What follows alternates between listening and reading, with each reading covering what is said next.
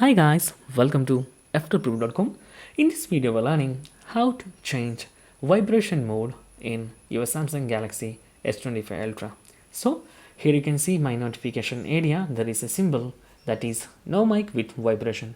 So just pull down the notification area, then you can see the sound bar. After that the toggle button, sound controlling button. So now it is on the mute mode and with the vibration.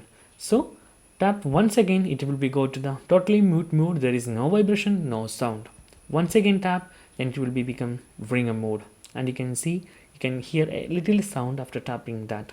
So in this way you can easily exit from your vibration mode in your Samsung Galaxy S25 Ultra. So that's guys, very simple tutorial. And if you need any kind of Android or iPhone or PC or Mac tutorial, just comment below. I will post my replies as video so you can easily watch, understand it. And if you enjoy this video, please like, comment, share and subscribe our channel for getting more videos like this. Thank you so much for watching. Have a nice day. Bye bye.